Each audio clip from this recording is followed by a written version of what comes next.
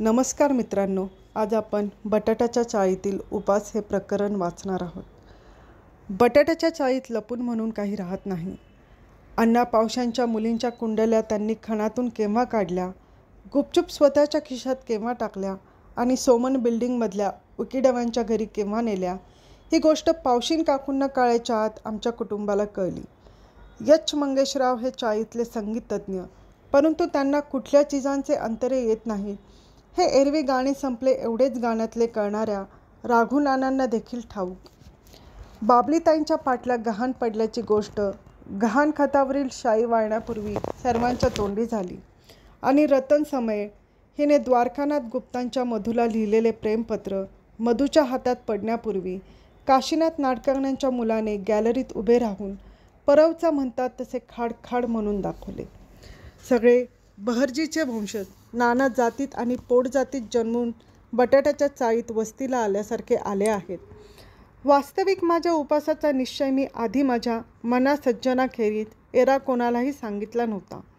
पण उपासाला सुरुवात करून पुरे 4 तास लोटले नाहीत तो वर्दळ सुरू झाली.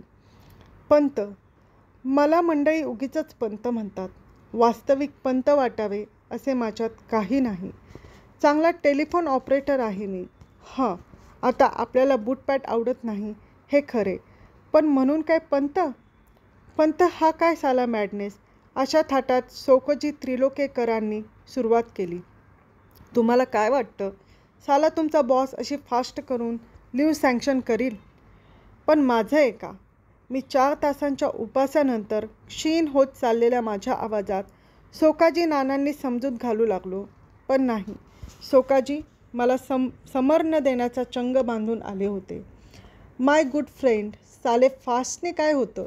हा तर मुळी बॉसला कन्व्हिन्स करण्याचा वेळच नाही. लिसन, तुम्हाला पाहिजे तर सिक नोट देतो. माझे कजिनचा साला MD high, you will get and much leave. But साला उपास काय? पण माझं आहे का? अरे काय आहे का? तू काय सांगणार? दिस इज हबंग. 4-5 तासांच्या उपासाने माझी अशक्तता कणकण वाढत होती आणि ते सोकाजी नानांना जोर चढत होता. साला लिसन, तू जेवून घे बरं. साला सोन्यासारखे संडे हाय. आज फिश काय मिळाली होती, पण तू उपास बिपास नको करू. साधारण 1.5 तास त्रिलोकेकर बडबडून गेले आणि चाळीतले नाट्यवैभव कुशाभाऊ आले. त्यांनी तर एकच प्यालातल्या सुधाकर, तुम्ही आमचे पाठचे भाऊ, आम्ही तुम्हाला सांगू नये पण तुम्ही दारू सोडा, ह्या चालीवर सुरुवात केली. पंत, इथे कुशाभाऊंनी माझ्या पाठीवरून हातही फिरवला. पंत, एका माझं 2 घास खाऊन घ्या. ह्या वाक्याने काही अत्यंत सुतकी संकेत माझ्या मनात डोकावले. अहो पण नाही नि परंतु नाही. पंत, आपण चाळीत इतकी वर्ष राहिलो ते भावाभावांसारखे. आमची ही आत्ताच म्हणाली की तुम्ही उपवास सुरू केला आहे. जेवत होतो तसाच उठून आलो. नाही पंत, तुम्ही जेवायचं नाही तर कोणी. पंत, एका माझं बाबा बर्व्यांच्या नारूची मुंज आठवा. 20 वर्ष होऊन गेली. 55 जिलब्या उठवल्या होत्या ना तुम्ही. इथल्या तुम्ही तर कुशाभाऊंनी एक हुंदका देखील काढला. कुशाभाऊंचा तो कळवळा पाहून आमच्या कुटुंबाने 8 डोळे पुसले. ते काही नाही पंत, तुम्ही जेवलं पाहिजे. उपासाने काय होणार? अहो, जनोबा रेग्याचं बोलणं एवढं काय मनावर घेता? जनोबाचा काय संबंध? माझे हे वाक्य पुरे व्हायच्या आतच नाटकातल्यासारखा काय संबंध? एवढेच शब्द उच्चारून कुशाभाऊ नाट्यभैरवाने एक प्रदीर्घ उसासा टाकला. कळल्या आहेत मला साऱ्या गोष्टी. टमरेलाची चोरी ती काय? अरे जाताना बरोबर थोडीच न्यायची आहे आपल्याला ही चीजवस्तू. सारं इथेच टाकून जायचं आहे बरं. कुशाभाऊ म्हणाले. टमरेल? पंत उजडल्यावर टमरेल नाही. टमरेल उजाडल्यावर कोंबडं झाकलं म्हणून काय उजाडायचं राहतंय थोडंच. 3 डमडीचं टमरेल ते काय, आणि त्याच्या चोरीचा आळ तुमच्यावर. चोरी? मला काही कळेना. पंत, तुम्ही नका कष्ट करून घेऊ. मी जनोबापुढे 100 टमरेल भरून ठेवतो. वापर म्हणावं दिवसभर. पण पंत, तुम्ही ह्या उपासाचा नाद सोडा. ही अन्नब्रह्मांची उपेक्षा आहे. पंत, पण कुशाभाऊ माझं ऐकाल का? मला काही ऐकायचं नाही नि बोलायचं नाही. मला फक्त एकच पाहायचं आहे, ते तुम्हाला भरपूर जेवताना. पंत, सोडा हा नाद. नाही हो, अंतःकरण पिळवटून सांगतो मी तुम्हाला. नका पंत, नका ह्या उपवासाची आपल्या प्रकृतीचा सत्यानाश करू. कुशाभाऊंना आवरणे मुश्किल झाले. शेवटी त्यांच्या गेल्याच आठवड्यात झालेल्या एका नाटकाबद्दल मी बोललो तेव्हा गाडीने रूळ बदलले. पण ते किती, अगदी थोडा वेळ, आणि गाडी पुन्हा मेन लाईनवर आली. नका नका हो पंत असं करू. अहो काय करतोय मी, कळतंय मला, ते तुटतंय माझं आतडं. पण पंत सोडा हा अविचार. आता मात्र मला काय बोलावे ते सुचेना. मी डोळे मिटून स्वस्थ बसलो. नाट्यभैरव कुशाभाऊ सुमारे पाऊण तास माझे एक अक्षरही न ऐकून घेता बडबडत होता. बाकी कुशाभाऊची ही तारीफ आहे. नाटकात देखील उत्साहाच्या भरात त्याने स्वतःचे, स्वतःच्या नोकराचे आणि पडद्यात गलबला ही सगळी भाष्ये एकट्याने केली होती. रंगभूमीच्या दुसऱ्या कोणत्याही सेवकाला टिकू म्हणू द्यायचे नाही, हा त्याचा संकल्प असल्यासारखा तो वागतो. चाळीतले गडी जसे दुसऱ्या गड्याला टिकू देत नाहीत, त्यातलाच हा प्रकार. नाट्यभैरव कुशाभाऊंच्या भीमदेवी भाषणाने साऱ्या चाळीला माझ्या उपासाची वार्ता पोचली आणि भिरडात हळूहळू पावले न वाजता मंडळी गोळा होऊ लागली. मी तोंड उघडले की सर्वजण एकमुखाने, तुम्ही बोलू नका, तुम्हाला त्रास होईल, अशासारखे उद्गार काळजीयुक्त स्वरात काढायचे. आचार्य बाबा बर्व्यांखेरीज सर्व शेजारी जमले. तळमजल्यावरचा किराणा भुसार मालाचा व्यापारी शा चापशी देखील आला. असा कोणी आपसाप करायला सुरुवात केली म्हणजे आम्हाला तो लई धास्ती वाटते. आमची कच्छमध्ये ते एक रावळ बाप्पा होता, असाच आपास आपास करून मरून गेला. पंत आपास नाही कर तू, आम्हाला धास्ती वाटते. बरोबर आहे, सगळ्यांनी उपास करायचं ठरवलं तर ह्याचं दुकान कसं चालणार. काशीनाथ नाटकांगण्यांच्या कानात जनोबा रेगे कुजबुजले. माझ्या उपासाचे एक सोडा, पण जनोबाला कुठल्याच प्रसंगाचे गांभीर्य कळत नाही. मी स्वस्थ डोळे मिटून पडलो होतो. बाकी त्याखेरीज मी काहीच करू शकत नव्हतो. मंडळी तऱ्हेतऱ्हेच्या मुद्रा करून माझ्याकडे पाहत होती. लहान मुले खिडक्यांच्या गजातून आळीपाळीने डोकावत होती. चित्याचे बाबा म्हणणार का रे चंदू. कुठलेसे कार्टे तेवढ्यात माझ्या जीवावर देखील उठले. परस्पर त्याच्या पाठीत कोणीतरी धपका घातल्याचे मी ऐकले. आत येणारा प्रत्येकजण पंतांना स्वस्थ पडू द्या असे सांगत होता आणि आपण स्वतःच आमच्या खोलीत गर्दी करीत होता. माझ्या पाकिटातले सगळे पिवळे हत्ती चौकशीला आलेल्या मंडळींनी संपवले होते. सुपाऱ्या लांबवल्या होत्या. तबकात फक्त देठ, लवंगा, साली शिल्लक होत्या. मी काहीही बोलायला तोंड उघडले की, पंत नका, तुम्ही स्वस्थ पडा, अशा एक मुखाने आवाज उठायचा. तेवढ्यात कुणीतरी माझ्या उशाशी उदबत्ती देखील आणून लावली. शेवटी अगदी कळवळून मी ओरडलो, अहो असं काही नाही. मी जो हा उपास सुरू केला आहे तो सोडा, पंत सोडा सोडा. नाट्यभैरव कुशाभाऊला नाटकात दुसऱ्याची वाक्ये तोडायची इतकी भयंकर खोड की भाऊबंदकीत तर राघोबाचे काम करताना रामशास्त्र्यांच्या पार्ट्याने देहांत प्रायश्चित्ताला देहांत म्हटल्यावर प्रायश्चित्त वाचून गत्यंतर नाही, हे न्यायाधीशाचे उरलेले वाक्य आपण राघोबा आहोत हे विसरून त्याने स्वतःच म्हणून टाकले होते. माझ्या भोवतालची गर्दी हळूहळू वाढत होती. आमचे कुटुंब देखील वसतातच. आज जमलेल्या बायकांना काय काय सांगत होते परमेश्वर जाणे. स्वयंपाकघरातून बाहेर पडणारी प्रत्येक बाई हे या महाभागाचं आता अखेरचंच दर्शन असा चेहरा करून माझ्याकडे पाहायची आणि बाहेर पडायची. एरवी कुठल्याही बाईने माझ्याकडे वर डोळा करून पाहिल्याचे मला आठवत नाही. उपासाचे निराळे निराळे म्हणतात ते तेज इतक्या लवकर तोंडावर चढत असेल याची मला कल्पनाही नव्हती. ह्या साऱ्या जमावातून माझी सुटका करायला गजेंद्र मोक्षाच्या वेळी साक्षात श्री विष्णू धावत आले.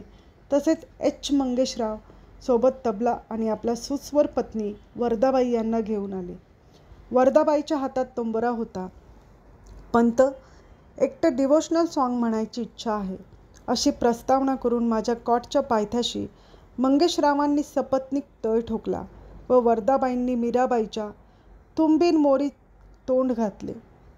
वरदाबाई गोवर्धन गिरीपर्यंत पोचल्याच नसतील इतक्यात छोटाछाप मलमातल्या जाहिरातीत जसे उंदरास पाहून मांजर या न्यायाने रोख पळतात तसे आमचे सारे शेजारी पळाले. खोलीत फक्त मी आणि हट्टगंडी कुटुंबाचे संगीत एवढीच शिल्लक राहिलो. वर्धाबाईच्या स्वरातले आणि त्याहूनही एच मंगेशरावांच्या तबल्यातले सामर्थ्य त्यावेळी मला खऱ्या अर्थाने प्रतीत झाले. अमारी म्हणताना वर्धाबाई असा एक एक सूर लावित होत्या आणि मंगेशराव तबल्यावर अशा काही करामती करीत होते की एखाद्या वेळी गोवर्धन गिरीधारी माझ्या उपासाची खबर घ्यायला खरोखरीच येईल की काय अशी धास्ती मला वाटायला लागली. माझ्या पोटात विलक्षण कालवाकालव सुरू झाली. ती त्या संगीतामुळे होती की भुकेमुळे होती हे अजूनही मला उमगले नाही. हट्टगंडी दंपतीचे संगीत केव्हा संपले कोण जाणे. मी जागा झालो त्यावेळी रात्रीचे 10:30 वाजले होते. पहिल्या दिवसाच्या उपासात मी फक्त कॉफी, केळे, 1 अंडी उकडून, 2 संत्री, भुईमुग दाणे आणि भुईमुग दाण्यांनी पित्त होऊ नये म्हणून लिंबाचा रस, कॉफीने मला बद्धकोष्ठ होतो म्हणून दूध आणि दूध पचायला जड जाऊ नये म्हणून काळ्या मनुक्या आणि 2 चमचे मध एवढ्यावरच भागवले. दुसऱ्या दिवशी सकाळी उठल्याबरोबर चाळीतले एकमेव साहित्यिक म्हाळसाकांत पोंभुर्लेकर यांनी चाळकरी ह्या चाळीतल्या हस्तलिखित मुखपत्रांचा अंक आणून एखाद्या राज्याचा सनदा अर्पण कराव्या अशा नम्रतेने माझ्या हातात दिला. पंत उपोषण विशेषांक पोंभुर्पेकर म्हणाला, वास्तविक चाळकरी दैनिकाचा साधा अंक अजून निघालाच नाही. प्रत्येक अंक हा विशेषांकच असतो. आज उपोषण विशेषांक, कालचा स्वच्छता विशेषांक, त्यावेळी चाळ पुनर्रचना समिती विशेषांक, एकदा भैया विशेषांक, दुसऱ्या भाडे विशेषांक, नळ विशेषांक असे विशेषांकावर विशेषांक काढायची ह्या पोंभुर्प्याचा खोडच आहे. त्यामुळे त्याच्या उपोषण विशेषकांचे मला विशेष काही वाटले नाही. अंकावरील ठळक मथळा पाहून मात्र मी स्तंभित राहिलो. चाळीय ऐक्यासाठी पंतांचे आमरण उपोषण. पोंभुर्पेकर मी 18 तासांच्या उपोषणानंतर शरीरात उरलेले सारे त्राण, महिन्याच्या शेवटी भराडातल्या फणीकरंडाच्या पेटीपासून ते रोवळीपर्यंतच्या दिडक्या आणलेल्या एकवटून अखंड रुपया जमवतो त्याप्रमाणे एकवटून ओरडलो. माझ्या ओरडण्याने पोंभुर्पेकर तीळ मात्र हलला नाही. त्याच्या प्रत्येक अंकानंतर कोणी ना कोणी त्याच्यावर असेच ओरडतो. काय शांतपणाने तो विचारच झाला. कुठल्या गाढवानं सांगितलं की मी चाळीय ऐक्यासाठी उपोषण करतो आहे. सगळेजण असंच म्हणतायत. पोंभुर्पेकर उद्गारला.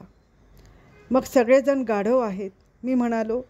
इंटरला मी लॉजिक घेतले होते त्यामुळे 2 प्रमेयातून हा सिद्धांत सटकन बाहेर पडला आणि पोंभुर्पेकर चूप झाला. माझा हा उपास अगदी खाजगी स्वरूपाचा आहे. त्याच्या चाळीशी काय संबंध? असं कसं? समय काका म्हणाले की चाळीतल्या जातीयतेविरुद्ध तुम्ही हे उपासाचं शस्त्र उगारलं. समय काका गेला खड्ड्यात मी म्हणालो. ठीक आहे. पावशे म्हणाले की हेड क्लार्कनं तुमची लीव सँक्शन केली नाही म्हणून कारकुनांच्या दुःखांना तोंड फोडण्यासाठी तुम्ही हा उपास सुरू केला आहे. पावशे गेला मसनात मी म्हणालो. ठीक आहे. नाट्यभैरव कुशाभाऊ म्हणतो की जनोबा रेग्यांनी त्यांचं टमरेल चोळण्याचा आरोप केला म्हणून त्यांच्या मनाची शुद्धी व्हावी म्हणून तुम्ही उपास केला. जनोबा गेला. वरच्या 2 वाक्यात खड्डा आणि मसन ह्या जागा भरल्यामुळे जनोबाला कुठे पाठवावे हे मला सुचेना. त्यामुळे जनोबा गेला ह्यात असे म्हणून मी सर्व नामांवरच भागवले. परंतु पोंभुर्प्यावर परिणाम झाला नव्हता. रेफ्रिजरेटरमध्ये मेंदू ठेवण्यासारखा तो वागत होता. ठीक आहे. उद्याच्या अंकात तुमचा खुलासा प्रसिद्ध करू. काही गरज नाही. माझ्या उपासाशी चाळीचा काही संबंध नाही. मग कशाशी संबंध आहे? पोंभुर्पेकर म्हणाला. माझं वजन उतरवण्याशी. हो, पण उपास हा समाजात आपलं वजन वाढवण्यासाठी करतात ना. मला ठाऊक नाही. हे पहा. मी खण उघडून वजनाचे कार्ड त्यांच्या डोळ्यापुढे नाचवीत म्हटले. वाचा. आप बहुत समजदार है. पोंभुर्पेकर वाचू लागला. ते काय वाचता? वजन वाचा. हे पहा. 12 स्टोन आणि 13 पाऊंड. फक्त 13 पाऊंड वजन तुमचं पंत. आणि 12 स्टोन वाचलं ते काय? 12 गुणिले 14 म्हणजे किती? किती? पोंभुर्पेकर म्हणाला. किती? मी म्हणालो. किती? पोंभुर्पेकर म्हणाला. किती? मी म्हणालो. किती? पोंभुर्पेकर म्हणाला. किती काय करता? 14 गुणिले 12 14 बारे 14 10 40 म्हणजे 40 140 अधिक 14 दुने 28 म्हणजे किती झाले हो? हो काय 168 अधिक 13 म्हणजे 181 पाऊंड. कुणाचं वजन आहे हे? पोंबुर्पेकर तोच थंडपणा चालू ठेवून म्हणाला. तुझ्या बापाचं. म्हणजे दुसऱ्याची वजनं करायची आहेत काय? हे माझं वजन आहे. असेल नाही आहे. आता सांग, माझ्या वजनाचा 40शी काय संबंध? 181 पाऊंड वजन झालं होतं माझं. यातून उद्या मला मधुमेह होणार, ब्लड प्रेशर होईल, हार्ट ट्रबल होईल. मेलो पटकन तर चाळ येणार आहे का मदतीला? का नाही येणार? पोंबुर्पेकर म्हणाला. पावशांची आजी वारली तेव्हा बाहेर हो त्यांचा थंडपणाचा कळत झाला होता. रागवू नका पंत. पण हे तुम्ही आधी का नाही लोकांना सांगितलं? पण तुम्ही माझं ऐकाल तर ना. हळूहळू माझ्या खाजगी उपोषणाची हकीकत चाळीत जाहीर झाली. आणि येता जाता ही माझी नाही, ती भानगड आहे. उगीच हात दाखवून अवलक्षण आहे. पेललं नाही तेव्हा खाजगी झालं अशी वाक्ये माझ्या कानावर येऊ लागली. पण मी कोणत्याही टीकेला भीक घालणार नव्हतो. 181 पाऊंड रात्रंदिवस ते कार्ड माझ्या डोळ्यापुढे नाचत होते. वजन कमी झाले पाहिजे ह्या विचाराने माझी झोप उडाली. झोप कमी झाली तर वजन उतरते ह्या विचाराने मला त्याचेही काही वाटत नव्हते. मी पूर्वीसारखा गाढ झोपत नाही ह्यावर माझ्या धर्मपत्नीचा मात्र अजिबात विश्वास नव्हता. घोरत तर असता रात्रभर. अशासारखी दुरुत्तरे ती मला करीत असे. 2 महिन्यात 50 पाऊंड वजन कमी करून दाखवल तर खरा अशी भीष्म प्रतिज्ञा करून मी आहारशास्त्रावरच्या पुस्तकात डोके घालू लागलो. प्रोटीनयुक्त पदार्थ, चरबीयुक्त द्रव्ये वगैरे शब्दबद्दलांची माझी आस्था वाढू लागली. साऱ्या ताटातले पदार्थ मला न दिसता नुसत्या कॅलरीज मला दिसू लागल्या. आणि आनंदाची गोष्ट अशी की वजन उतरवण्याच्या शास्त्रात पारंगत झालेले तज्ज्ञ मला रोज डझनवारीने भेटू लागले. इतकेच काय, परंतु ज्या आमच्या चाळीतल्या लोकांनी माझ्या उपासाची अवहेलना केली होती त्यांनीच मला डाएटचा सल्ला दिला. उदाहरणार्थ शोकाजी त्रिलोकेकर. तुला सांगतो मी पंत, डाएट कर. साला बटाटा सोड. बटाट्याचं नाव काढू नकोस. हो म्हणजे कुठं राहता म्हणून विचारलं तर नुसतं चाळीत राहतो म्हणा. बटाट्याची चाळ म्हणू नका, वजन वाढेल. जनोबरागे ह्या इस्माला काय म्हणावे हे मला कळत नाही. नेहमी तिरके बोलायचे म्हणजे काय, पण साकूजींनी त्याला परस्पर जामून टाकले. ए इडियट, साला सगळ्याच गोष्टीत जोक मारतोस. मी तुला सांगते पंत, तू बटाटा सोड. मी काय सोडले असता माझे वजन घटेल याची यादी बटाट्यापासून सुरू झाली. बटाट्याचं ठीक आहे पण पंत, आधी भात सोडा. एक सल्ला, भातानं थोडंच लठ्ठ व्हायला होतं. आमच्या कोकणात सगळे भात खातात. कुठं आहेत लठ्ठ? तुम्ही डाळी सोडा, काशीनाथ नाडकर्णी म्हणाले. मुख्य म्हणजे साखर सोडा. मी सांगू का, मीठ सोडा, लोणी तूप सोडा. एका आठवड्यात 10 पाऊंड वजन घटलं नाही तर नाव बदलील. आमच्या हेड क्लासच्या वाईफचं घटलं. तेल आणि तळलेले पदार्थ आधी सोडा. बाबू काका म्हणाले. स्मोकिंग सोडा, दिवसात झोपणं सोडा, खरं म्हणजे पत्ते खेळायचं सोडा. बसून वजन वाढतं. आणि सगळ्यात कहर म्हणजे भाईसाहेब चौबळ म्हणाले, पंत नोकरी सोडा. काय म्हणता काय, उगीचच सांगत नाही. दिवसभर खुर्चीवर बसून वजन वाढत राहतं. फिरतीची नोकरी बघा. काही धूर्त लोकांनी मला मुंबई सोडा असाही उपदेश केला. हा उपदेश माझ्या वजनाकडे पाहून केला नसून चाळीतल्या 2 खोल्यांच्या जागेकडे पाहून केला. हे न कळण्या इतका मी काही हा नव्हतो. फक्त बायको सोडा एवढे सांगणारा महाभाग भेटायचा राहिला होता. एकाने भर ट्राममधला मला धोतर सोडा असे सांगून तिकीट वगैरे घेतल्यावर आणि पॅन्ट वापरायला सुरुवात करा म्हणजे पट्टा मांडून पोट आवळता येईल असा उत्तरार्ध पुरा केला होता. मी मात्र ह्या सर्व जणांचे ऐकून मनाचे करायचे ठरवले होते. पहिला उपाय म्हणून 3-4 निरनिराळ्या काट्यांवर वजन करून पाहिले. प्रत्येक ठिकाणी निरनिराळे वजन आले, परंतु 181च्या खाली जायला कोणताही काटा तयार नव्हता. शेवटी रेल्वे पार्सल हापिसातल्या काट्यावर हुंडेकरांच्या वशिल्याने मी उभा राहिलो आणि शेरामण्यांच्या मंगाली मन, देशी मन ह्या भानगडीत माझे वजन कधी 100 पाऊंडाखाली तर कधी 200 पाऊंडावर असे बदलू लागले. तिकीटवाल्या काट्यात तर वजनाबरोबर भविष्यही बदलत होती. एका तिकिटावर मी स्वभावाने धूर्त, आपमधली आहे असे छापले होते, तर दुसऱ्या माझ्या इतका साधा माणूस दुनिया में क्वचितही मिलेगा असे वार्तिक होते.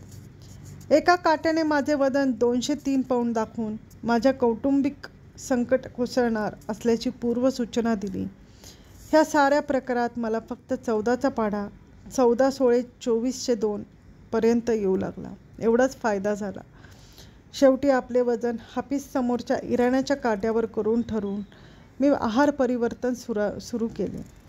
साखरेत सर्वात अधिक कॅलरीज असतात म्हणून प्रथम बिनसाखरेचा चहा सुरू केला. पहिल्या दिवशी विशेष फरकही वाटला नाही. घरात साखरबंदी जाहीर केली. कुटुंबाला सारी दिवाळी तिखट मिठावर उरकायची सक्त ताकीद दिली. मुलांसाठी म्हणून काय थोडं गोडाधोडाचं करायचं ते कर, एवढी सवलत ठेवली.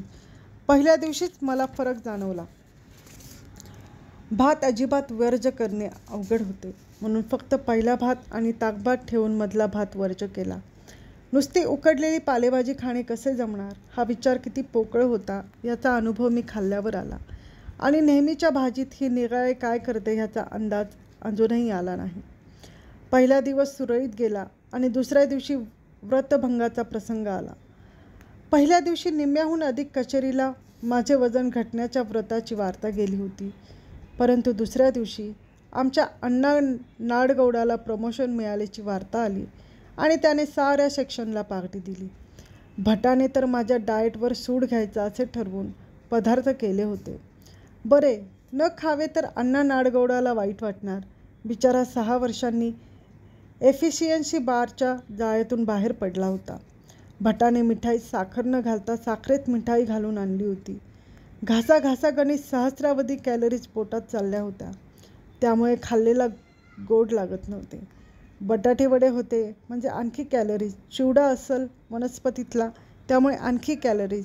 आणि एवढे सगळे हादडून शेवटी भाज्यांशिवाय पार्टी कसली. या भिकोबा मुसळ्याच्या टोमण्यामुळे चेकाळून नाडगौडाने भटाला स्पेशल भाज्यांची परत ऑर्डर दिली. शेवटी मला राहावे ना. भाज्यांची 6वी प्लेट उडवल्यावर मी अत्यंत केविलवाण्या स्वरात सध्या मी डाएटवर असल्याचे सांगितल्यावर सर्वांनी मला वेड्यात काढले. अरे पंत, खाण्याचा आणि वजनाचा काय संबंध? भिकोबा मुसळे म्हणाला. मी बघ 21 गुलाबजाम खाल्ले, एवढंच काय. आपण तर आयुष्यात एक्सरसाइज नाही केला. तुझी कुंभरासनी कुंभ लग्न आहे. नुसता वायुभक्षण करून राहिलास तरी तू असाच जाड्या राहणार. लठ्ठपणा काय आपल्या हातात आहे. नॉनसेन्स, जगदाळे ओरडला. रनिंग कर रोज. रनिंगपेक्षा देखील दोरीवरच्या उड्या मारा. बरं का पंत, माझ्या सिस्टचं वेट 40 पाऊंड उतरलं दोरीवरच्या उड्यांनी, कुमारी कमालिनी केंकरे म्हणाली. ह्या सर्व लोकांच्या सल्ल्यात स्वतःची पत्नी, शेजारी, चुलत भाऊ, अगर मामे बहीण यांची वजने उतरल्याचे दाखले होते. स्वतःचे उदाहरण द्यायला कोणी फारसा राजी नव्हता. रनिंग आणि दोरीवरच्या उड्या ह्यात एक मी पोहावे अशीही सूचना येऊन फेटाळली गेली. शेवटी सर्वांच्या मते मी सकाळी रनिंग करावे आणि संध्याकाळी दोरीवरच्या उड्या माराव्यात असे ठरले आणि मी 7व्या बशीमधले भजे उचलले. कुटुंबाचा मात्र माझ्या डाएटच्या बाबतीतला उत्साह अवर्णनीय होता. कारण रोज काही ना काही चमत्कारिक पदार्थ माझ्या पानात पडायला लागले. एके दिवशी नुसती 2 पडवळे उकडून तिने मला खायला घातली.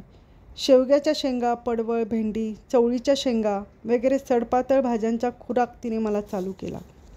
कोबी, कॉलीफ्लॉवर वगैरे बाळशेदार मंडळींची स्वयंपाकघरातून हकालपट्टी झाली. सकाळचा चहा देखील सुरुवातीला होता तसा राहिला नाही. बिनसाखरेचा चहा इतका कडू लागत असेल अशी यापूर्वी कधीच कल्पना आली नव्हती मला. ह्याविषयी विशेष चौकशी करता कुटुंबाकडून खुलासा मिळाला तो तिच्याच शब्दात सांगणे बरे. म्हणजे मी आपलं मनाशी म्हटलं, वायफाय शब्दांचे डबे जोडण्यात बायकांचा हात धरणे अशक्य आहे की आपलं तुमचे वजनाचं काढले तुम्ही ते, म्हणजे नीट ध्यानात घ्या बरं का मी काय म्हणते ते, नाहीतर उगीच डोक्यात राग घालाल. अजून मुद्द्याला स्पर्श नाही. हो, तुमच्या घराण्यातलाच गुण आहे तो. नीट ऐकायचं नाही नि मग एकदम खेकसायचं. गेल्या वर्षी सासूबाई आल्या होत्या. चहा सुरुवातीला बिनसाखरेचा असूनही कडू लागला नाही आणि आता का लागतो तेव्हा सांग. उगीच वायफळ बडबड करू नकोस. हेच ते म्हटलं ते काय उगीच. असो, म्हणजे सुरुवातीला मी तुम्हाला जो बिनसाखरेचा चहा दिला तो बिनसाखरेचा नव्हताच मुळी. नव्हता? मला बिनसाखरेचा चहा म्हणून काय सांगितलंस? अहो, थोडीशीच राहिली होती साखर. ती संपेपर्यंत म्हटलं घालू. काल संपली. आजपासून बिनसाखरेचा चहा केलाच की साखर न घालता. म्हणजे खलास. अगं, किती लाख कॅलरीज गेल्या असतील माझ्या पोटात. कसलं कमी होतं आहे माझं वजन. पण सांगितलं का नाहीस मला? उगीच आरडाओरडा करू नका. वजनाचं ते काय मेलं, होईल हळूहळू कमी. आणि कोणाचं मागून खात नाही म्हणावं आम्ही, स्वतःचं कमवून खातोय म्हणावं. वाढलं तर वाढू दे. मुलांना देण्यासाठी लाडू काढून बशीत ठेवीत आणि माझ्या वजनाक्षय संकल्पना आणखी नवे सुरुंग लावीत ती उद्गारली. लाडू कशाला केलेस? साखर असेल त्यात. इश्श, साखरेशिवाय लाडू आमच्यात नाही घराण्यात कोणी केले. कुटुंबाचे घराणे हा एक स्वतंत्र विषय आहे. वादाच्या कुठल्याही प्रसंगी स्वतःच्या सदावर्ते घराण्याचा एकदा तरी उद्धार झालाच पाहिजे असा संकल्प आहे तिचा. आणि त्याच्या तुलनेने आमचे घराणे हे कसे सामान्य आहे हे एकदा दाखवले की सुटते. तात्पर्य, चहा बिनसाखरेचा होता हे खरे, परंतु लाडवांच्या रूपाने काही कॅलरीज पोटात गेल्याचं दोरीवरच्या उड्यांना फक्त एकदा प्रयत्न केला व पहिलीच उडी शेवटची ठरली. कारण 8x10च्या आमच्या दिवाणखान्यात प्रथम दोरी संपूर्ण फिरवणे अवघड. एकदा डोक्यावरून दोरी पलीकडे गेली, ती ड्रेसिंग टेबलवरच्या तेलाच्या व औषधांच्या बाटल्या खाली घेऊन आली. दुसऱ्यांदा अर्धवट गॅलरीत आणि अर्धवट घरात राहून दोरी फिरवली तर ती आचार्य बर्व्यांच्या गळ्यात. त्यांच्या माझ्यावर आधीच राग होता. मी उपास करतो हे कळल्यावर चाळीतली सर्व मंडळी समाचाराला येऊन गेली, परंतु आचार्य बाबा बर्वे शेजारच्या खोलीत असूनही आले नाहीत, कारण उपास हे त्यांचे खास राखीव कुरण आहेत. हा दुष्टपणा माझ्या गळ्यात दोरी अडकवून केलाच हे ठीक झालं, पण तुमच्या वयाला न शोभणाऱ्या ह्या धिंगामस्तीला दुसरा कोणी माझ्यासारखा बळी पडला असता तर तुमची धडगत नव्हती. मी तुम्हाला क्षमा करतो, पण मी हे मुद्दाम केलं नाही आचार्य. अहो, वजन कमी करायला दोरीच्या उड्या मारतोय मी. काही उपयोग होणार नाही. मी म्हणालो, का म्हणजे जिभेवर ताबा नाही तुमचा. संयम ठेवा. मनाची एकाग्रता हवी. त्यासाठी प्रथम म्हणजे काही गोष्टी सोडाव्या लागतील. आता ह्या उड्या मारायला मी लाज देखील सोडली हे पाहता ना तुम्ही बाबा. ठीक आहे, प्रथम बोलणं सोडा. बोलणं सोडू? अजिबात खाण्यासाठी तोंडाचा वापर करायचा एवढं पाहिलं पंत तुम्ही. पण बोलण्यासाठी देखील त्याचा वापर बंद केल्याशिवाय तुमची जीभ ताब्यात राहणार नाही. पण मला बोललंच पाहिजे बाबा, मी केविलवाण्या स्वरात ओरडलो. का पण? एवढा संयम नाही तुमच्यात? मौनाचं सामर्थ्य मोठं आहे. मौन ही शक्ती आहे. मौन ही उड्या मागायच्या माझ्या दोरीचं एक टोक हातात धरून बाबा 1 तास मौनाचं महत्त्व ह्या विषयाला बडबडत होते. शेवटी त्यांचा वाक्यप्रवाह अडवून मी ओरडलो, पण बाबा, मी बोललो नाही तर काय खाऊ? म्हणजे बोलण्याचा आणि खाण्याचा संबंध काय? मी टेलिफोन ऑपरेटर आहे बाबा. दिवसभर बोलावंच लागतं मला. मग कसलं वजन उतरणार तुम्ही? अत्यंत कारुण्यपूर्ण कटाक्ष टाकून या बाबा गेला आणि त्यांच्या गळ्यात पडलेली दोरी मगाशीच गच्च आवळली का नाही ह्या विचाराने मला पश्चाताप झाला. मग मात्र मी चिडलो आणि निश्चय केला की बस, यापुढे उपास, वजन उतरेपर्यंत उपास. मी काटकुळ्या झाल्याची स्वप्न पडू लागली. भरल्या ताटावरून मी उठू लागलो. बिनसाखरेचा आणि बिनदुधाचा काय, पण बिन चहाचा देखील चहा पिऊ लागलो. साखर पाहिली की माझ्या अंगाचा तिळपापड होऊ लागला. केवळ फळांवर मी जगू लागलो. केळी पाहिली की मला त्यातली जीवनसत्वे दिसून अनादितत्व सापडलेल्या ऋषीमुनींप्रमाणे अष्टसात्विक भाव माझ्या अंगावर दाटू लागले.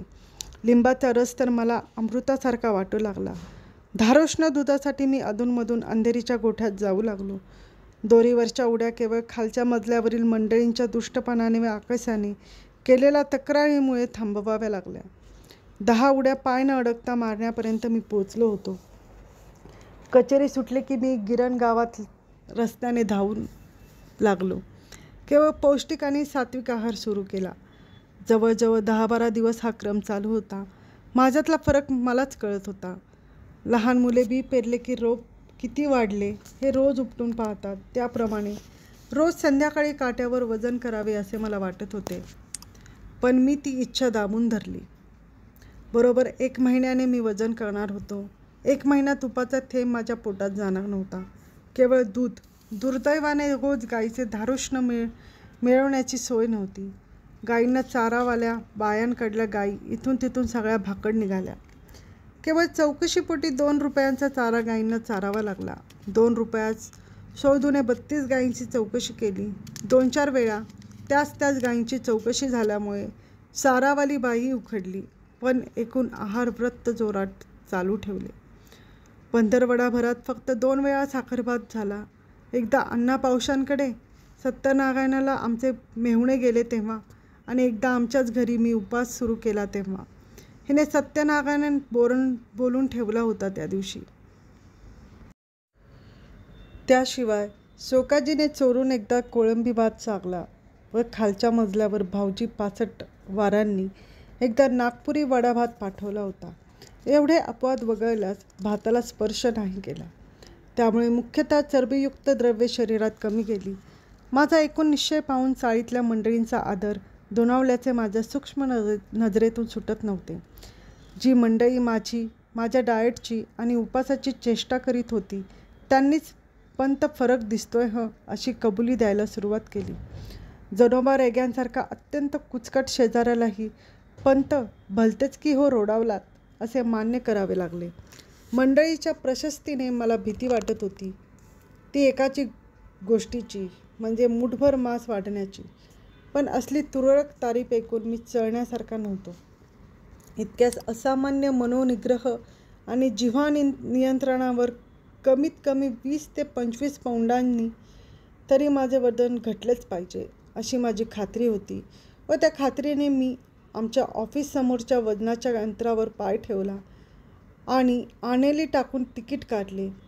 महिन्यापूर्वी ह्याच यंत्राने माझे वजन 181 पौंड दाखवले होते. 1 महिन्याचा उपास, निराहार, शास्त्रोक्त आहार, दोरीवरच्या उड्या इत्यादी उग्र साधना केल्यावर आज तिकिटावर वजन. मिनिटभर माझा विश्वासच बसेना.